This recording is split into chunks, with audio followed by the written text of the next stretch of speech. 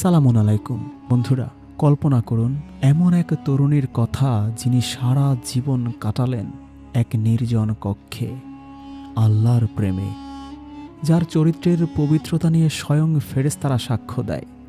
কিন্তু হঠাৎ একদিন তার জীবনে এমন এক পরীক্ষা এলো যা তার সমাজ, তার সম্মান এবং তার অস্তিত্বকে প্রশ্নের মুখে ফেলে দিল।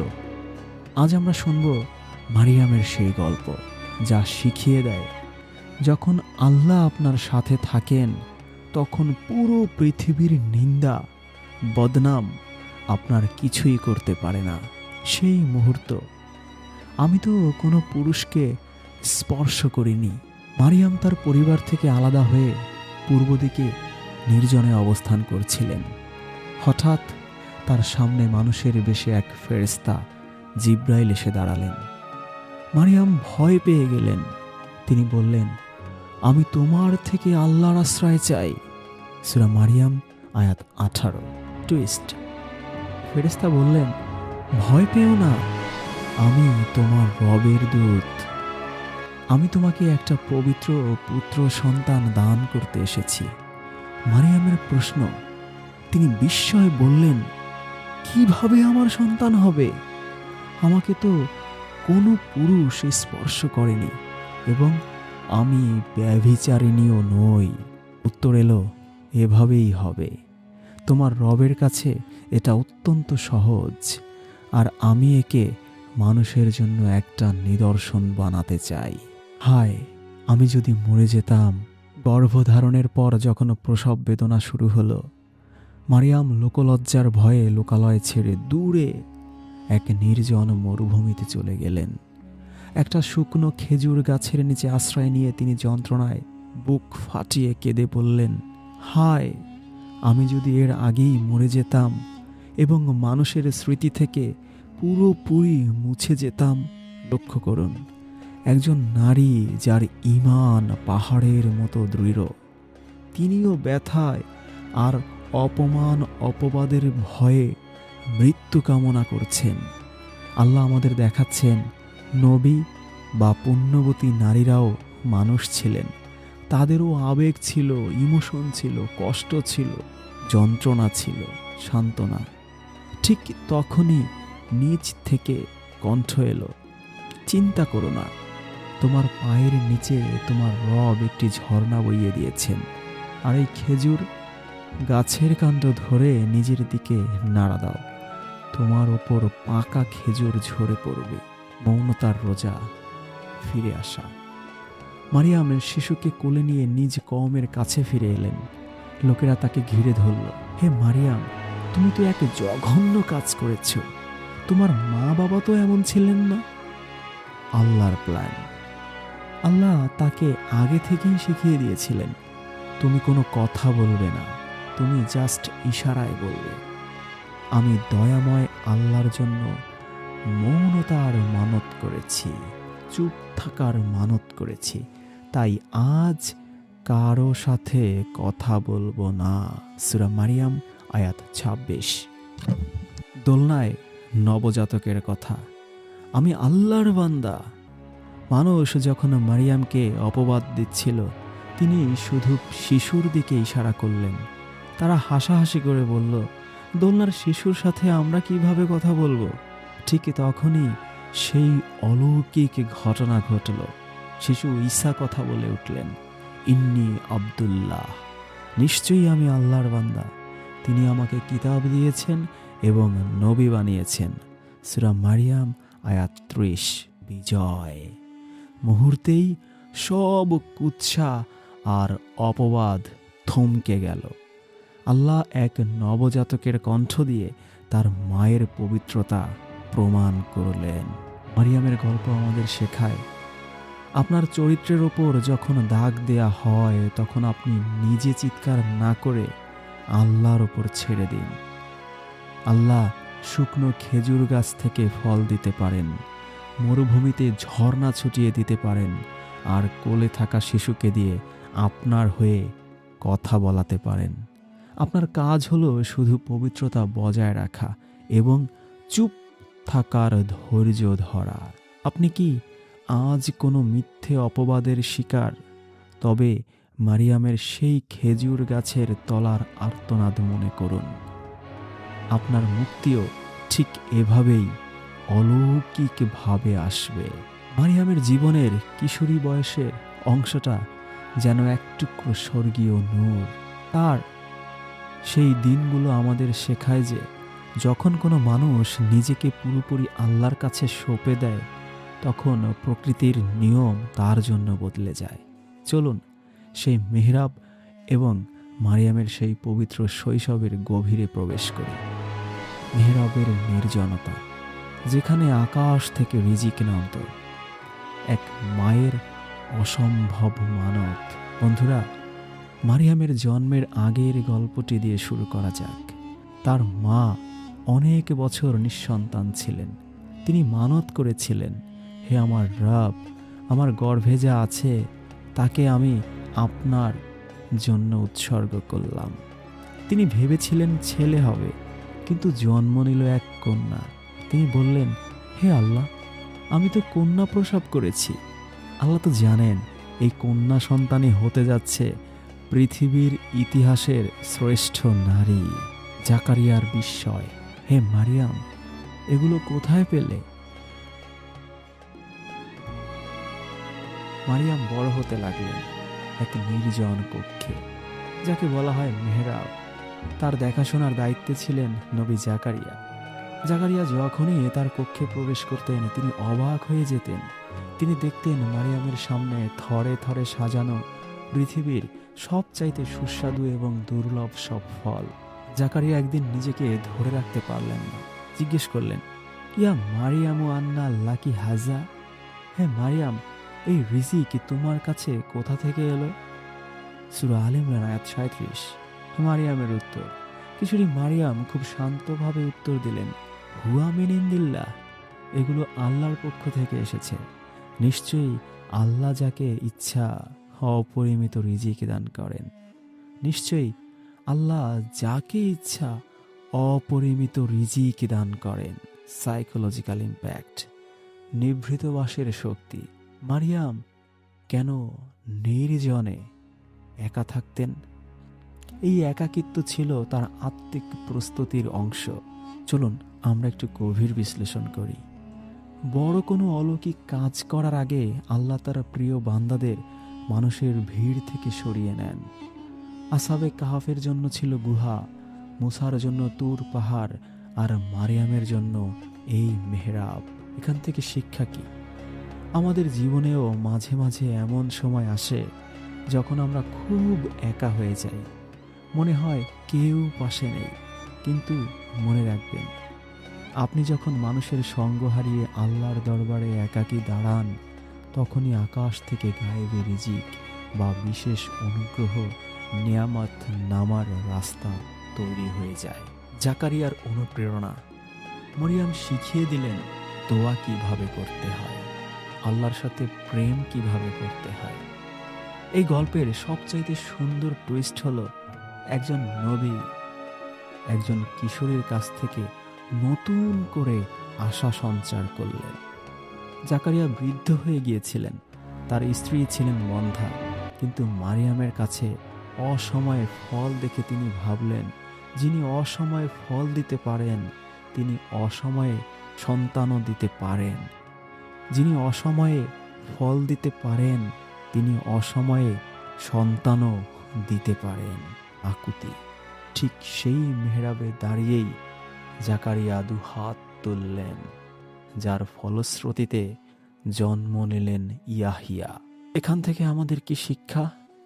মারিয়ামের বিশ্বাস কেবল তাকে রিজিক দেয়নি, বরং একজন নবীকে নতুন করে স্বপ্ন দেখাতে শিখিয়েছে। দেখতে শিখিয়েছে। আপনার দৃঢ় বিশ্বাস হয়তো আপনার অজান্তেই অন্য কারো জন্য বেঁচে থাকার অনুপ্রেরণা হয়ে দাঁড়াবে।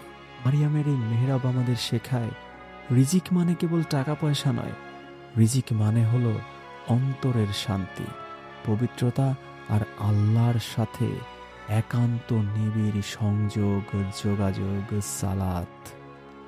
আপনি কি আপনার জীবনের মেহরাবে বসে আল্লাহর অপেক্ষা করছেন? মানুষ যখন আপনাকে ভুলে যায়, তখন আসমানের দরজাগুলো আপনার জন্য খুলে যায়। মারিয়াম দেখিয়ে দিয়েছেন পৃথিবীর কোনো পুরুষ বা কোনো মাধ্যমের প্রয়োজন নেই। স্বয়ং মালিক আপনার রিজিকের দায়িত্ব নেন।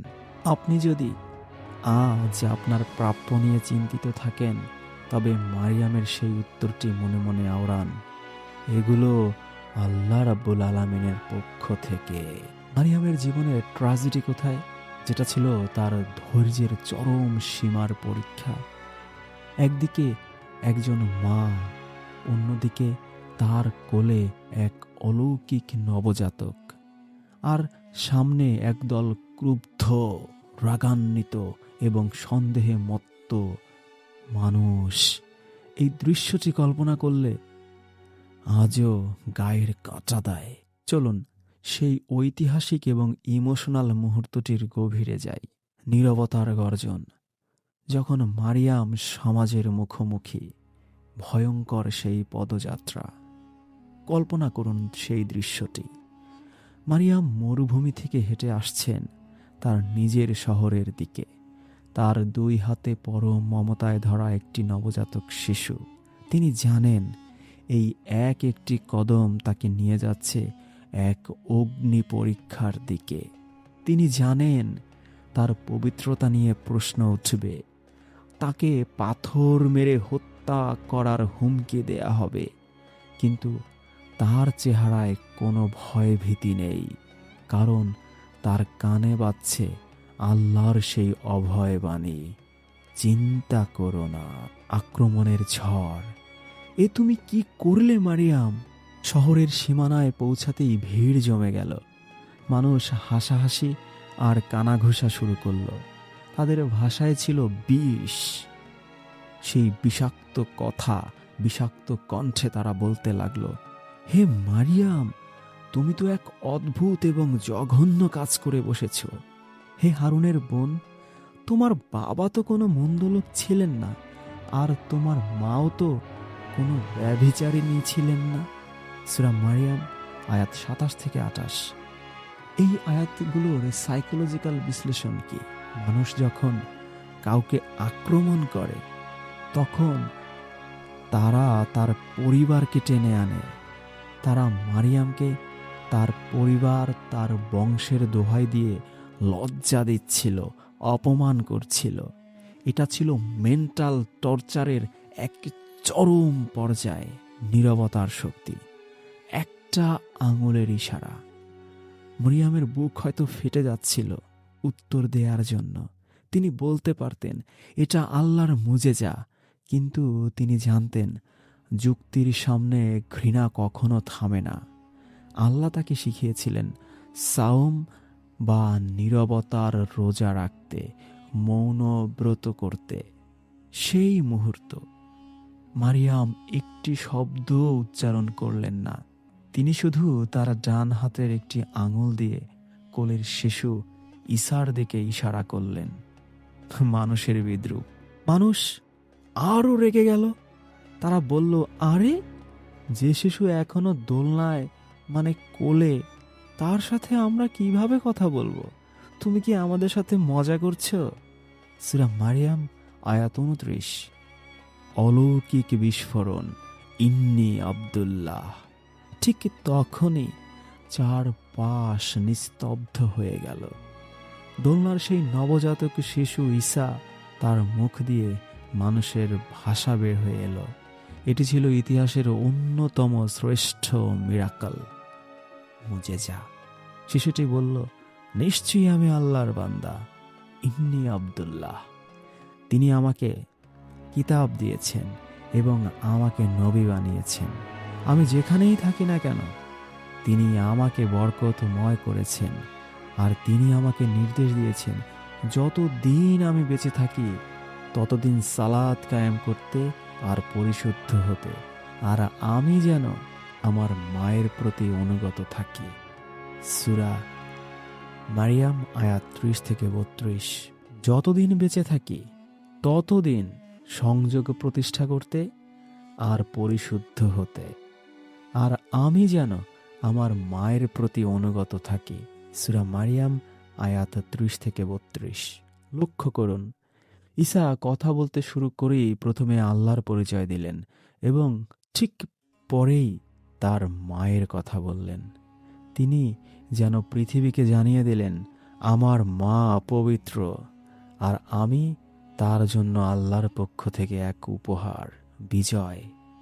সত্য যখন মিথ্যার দম্ভ গড়িয়ে দেয়, মুহূর্তের মধ্যে মানুষের ঘৃণা বিস্ময়ে রূপ নিল। যারা পাথর ছুঁড়তে চেয়েছিল তারা ভয়ে আর শ্রদ্ধায় নত হয়ে গেল। মারিয়ামের নীরবতা হাজার বছরের ইতিহাসের সবচাইতে শক্তিশালী জবাব হয়ে রইল। আল্লাহ প্রমাণ করলেন, যখন কেউ আল্লাহর সম্মানের জন্য নিজের সম্মানকে বাজি রাখে, আল্লাহ স্বয়ং তার পক্ষ হয়ে ওকালতি করেন। মারিয়ামের এই গল্প আমাদের শেখায় যে কখনো কখনো নীরব থাকাই হলো সবচাইতে বড় প্রতিবাদ। এজন্যই আল্লাহ অতি সুখে এবং অতি কষ্টে যন্ত্রণায় এই 3 দিনের মৌন ব্রত বা সাওম পালনের বিধান দিয়েছেন। আমরা অনেক বেশি সুখে থাকলে, অনেক আনন্দের সংবাদ শুনলে তড়িঘড়ি করে সব জায়গায় ছড়িয়ে দেওয়ার চেষ্টা করি, কিন্তু এতে কি হয়, আমাদের আত্মীয় স্বজন, প্রতিবেশী, বন্ধু বান্ধবদের অনেকেই আমাদের সেই অতি আনন্দ সুখের সংবাদ শুনে পরশ্রী কাতর হয়ে যায়, হিংসায় জ্বলে পুড়ে মরে।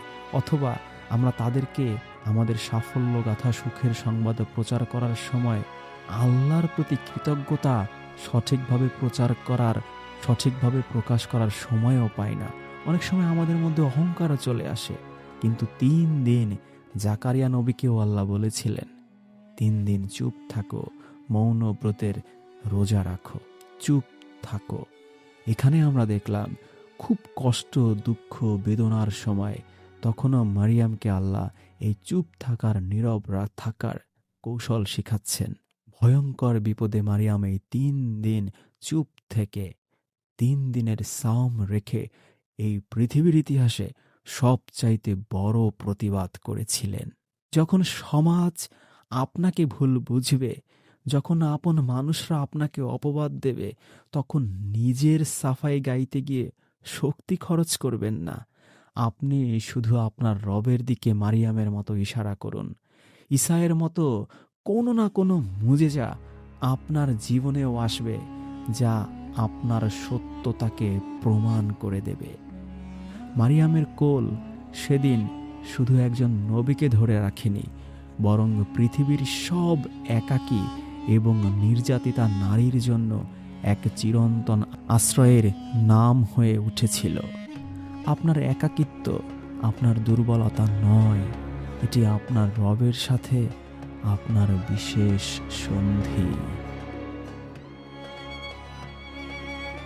সুতরাং মারিয়ামের মতো নীরব থেকে সবচাইতে বড় প্রতিবাদ করতে শিখুন।